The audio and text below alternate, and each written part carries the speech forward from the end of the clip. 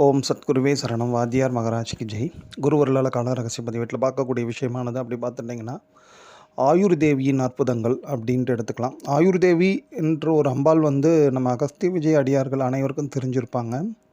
But புதுசாக இருக்கிறவங்க எல்லாருமே நிச்சயமாக தெரிஞ்சிக்கக்கூடிய ஒரு விசேஷமான அம்பாள் இவங்க. இவங்களோட படம் இந்த வீடியோவில் உங்களுக்கு காண்பிக்கப்படும், அதை பார்த்துங்க. இவங்கள பற்றின நிறைய டீட்டெயில்ஸ் நீங்கள் அகஸ்திய விஜயம் ஆயுர்தேவி மகிமை அப்படின்ட்டு ஒரு சின்னதாக ஒரு புத்தகம் இருக்குது. நீங்கள் சர்ச் பண்ணிங்கன்னா உங்களுக்கு தெரியலாம். நீங்கள் அதை கூட வாங்கி படிக்கலாம். ரொம்ப அற்புதமான விஷயங்கள் அது நிறைய உண்டு. ஏன்னா இந்த அம்பாலோட தோற்றம், இவங்க பண்ணக்கூடிய அனுக்கிரகங்கள், இப்படி பலவிதமான விஷயங்கள் உண்டு. அதில் நீங்கள் நெட்டில் கூட சர்ச் பண்ணிங்கன்னா குழலுரு தியாகி சம்திங் நினைக்கிறேன், அதில் கூட இந்த ஆயுர்தேவியோட நிறைய விஷயங்கள்லாம் உண்டு. இந்த அம்பாலே ரொம்ப ஒரு அற்புதமான அம்பாலாக இருப்பாள். காரணம், நவகரத்தால் அப்படின்ட்டு ஒரு பேர் உண்டு. 9 கரங்கள் உடையவங்க இவங்க. பொதுவாகவே அம்பாள் இப்போ அஷ்டபுஜ துர்க்கை இப்படிலாம் நிறைய அம்பாள்கள், நிறைய கைகளோட காலிலாம் கூட இருந்தால் கூட எல்லாருமே ஏதேனும் ஒரு ஆயுதம் தாங்கியிருப்பாங்க. ஆனால் இந்த அம்பாளை பார்த்திங்கன்னா நவகரத்துலேயும் சித்தர்களை தாங்கி அனுகிரகம் பண்ணக்கூடிய ஒரு அற்புதமான தேவி. அதுதான் இங்கே ஒரு மிகப்பெரிய ஹைலைட்டு. இந்த நவகரத்துக்கு வாத்தியார் என்ன குறிப்பிட்டு சொல்லுவார்னா, நவகிரகங்களோட அனுகிரகத்தை தரக்கூடிய ஒரு அற்புதமான தேவி அப்படின்ட்டு. அது மட்டும் இல்லாமல் ஆயுர்தேவின்னும் போது அந்த பேரே பாருங்கள், நமக்கு தேவையான நல்ல ஆரோக்கியத்தை அள்ளித்தரக்கூடிய தேவி இவங்க. அதனால தான் தர்மராஜாவும் அவங்கக்கிட்ட வேண்டினபடி அந்த படத்தில் இருப்பார். அப்போது பார்த்துங்க எவ்வளோ விசேஷன்ட்டு. சித்திரகுப்தர், தர்மராஜா எல்லாருமே அவங்க திருவடியில் நின்றுண்டு பிரார்த்தனை பண்ணிட்டு இருப்பாங்க ஆயுர்தேவியை. அப்போ எப்பேற்பட்ட தாயார் பார்த்துங்க.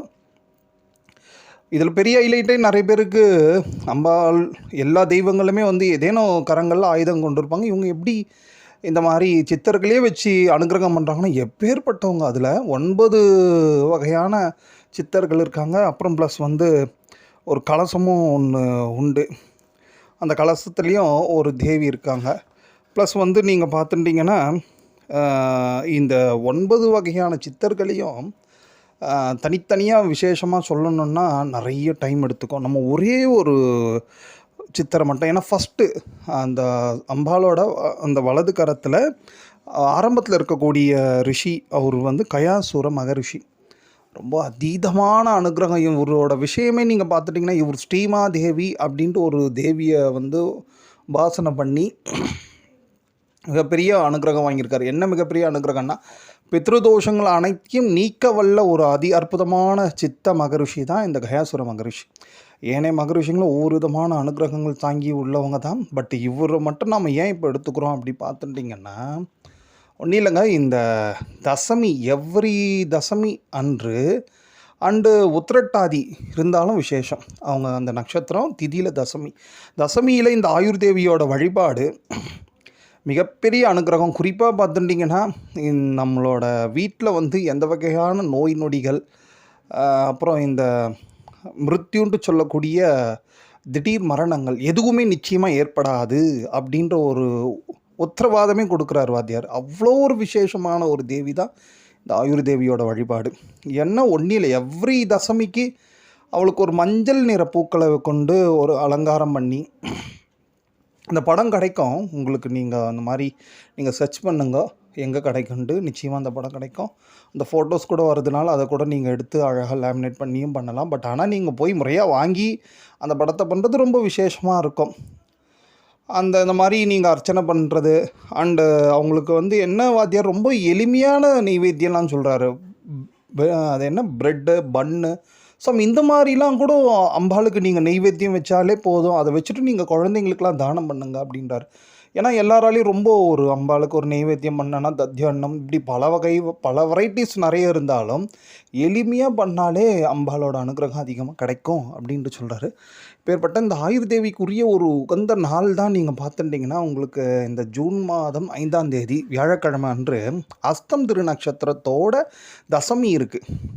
பொதுவாகவே இந்த அஸ்தம் திருநட்சத்திரத்தோட அனுகிரகம் என்னென்னா, நிறைய கைகள் உடைய தெய்வங்களை போய் வழிபாடு பண்ணுவதால் நம்மளோட பிரார்த்தனைகள்லாம் சீக்கிரமாக நிறைவேறும் அப்படின்ற ஒரு விசேஷமான அனுகிரக சக்தி உடையது தான் அஸ்தம்.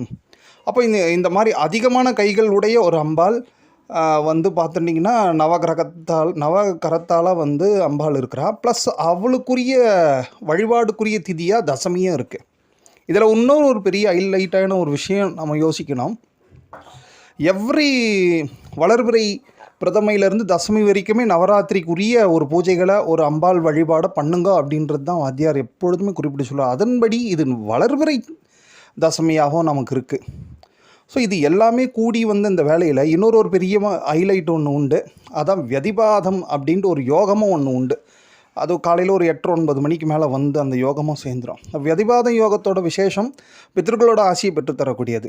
ஸோ இங்கே அதுக்காக தான் கயாசுர மகரிஷி நம்ம ஃபஸ்ட்டே நினச்சோம். ஏன்னா கயாசுர மகரிஷி அம்பாளோட வலது கரத்தோட ஃபஸ்ட்டு ரிஷியாக இருந்து அனுகிரகம் பண்ணுறார். இன்றைக்கி அநேக விதமான பிரச்சனைகளுக்கு காரணமே இந்த பித்ருகளோட ஆசியின்மை தான். அவங்களோட அனுகிரகம் கிடைக்காதனால தான் பலவிதமான தடங்கல்கள், கஷ்டங்கள், வேதனைகள் எல்லாம் நம்ம பட்டுன்னு இருக்கோம்.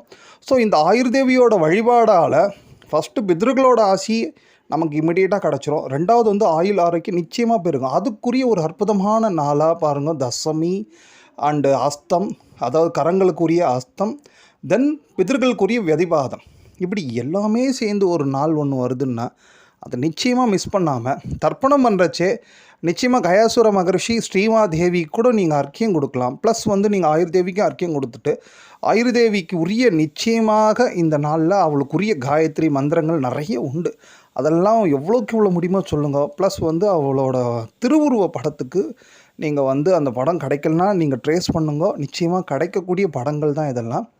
அந்த படங்களை வாங்கி நிச்சயமாக நீங்கள் பூஜை பண்ணி பாருங்கள். எப்பேற்பட்ட அனுகிரகம். அதுக்கப்புறம் நீங்களே அதை ஃபீல் பண்ணுவீங்க குருவர்களால். ஓம்.